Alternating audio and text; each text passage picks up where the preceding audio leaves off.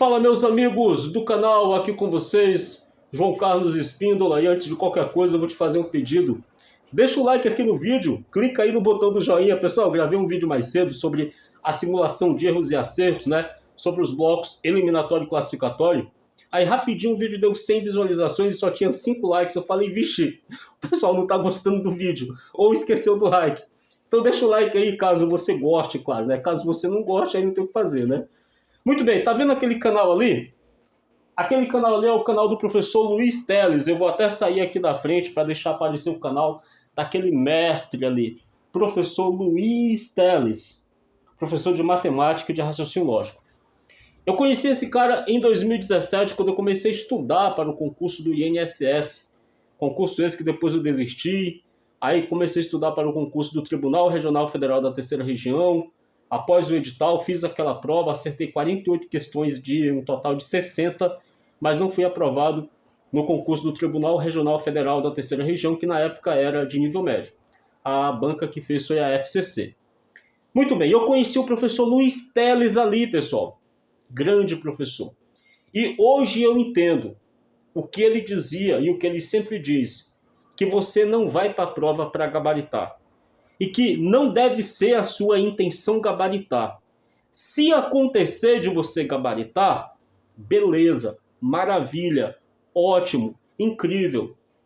Isso é consequência do seu esforço, da sua dedicação e até de uma pitadinha de sorte. Porque às vezes você fica em dúvida entre duas questões, você chuta na certa, uma pitadinha de sorte. Mas sorte, a sorte só acompanha aquelas pessoas que se dedicam, aquelas pessoas que estudam, aquelas pessoas que são focadas, determinadas e disciplinadas.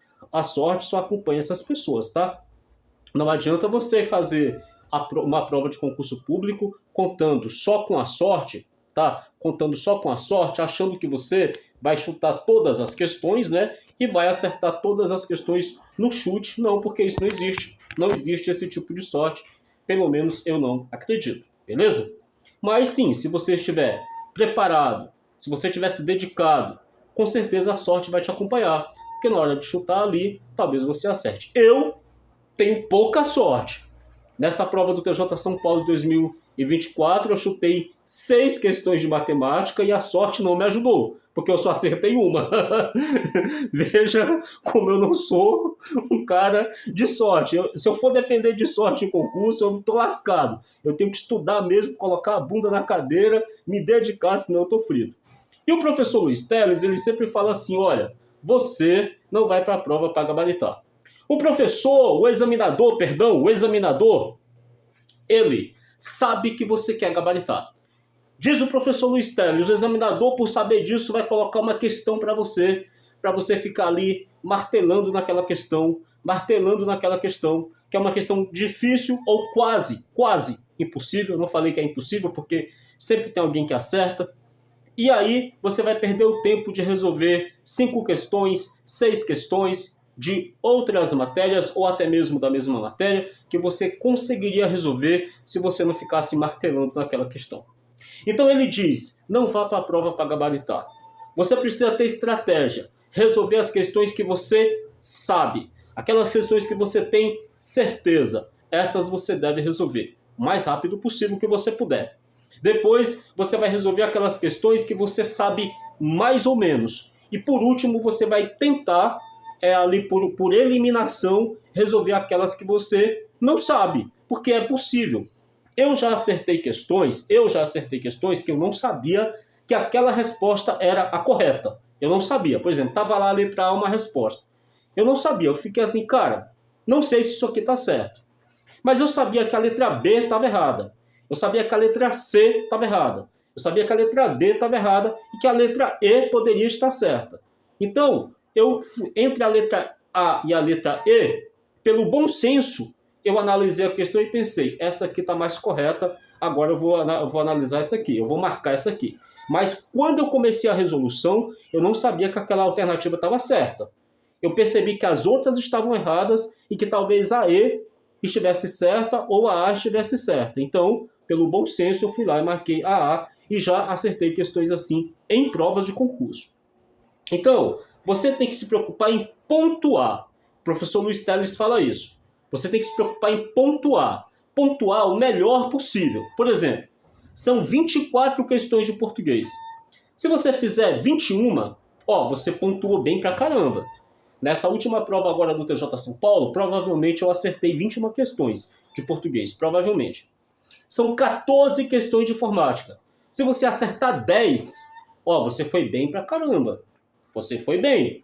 Nessa última prova de 2024 aí, do TJ São Paulo, provavelmente eu acertei 11. Então, você já foi bem. São 40 questões de direito. Se você acertar 35, 36, 37, você tá bem pra caramba. Em 2021, eu acertei, 36 questões de direito. Em 2023, capital, 36 questões de direito.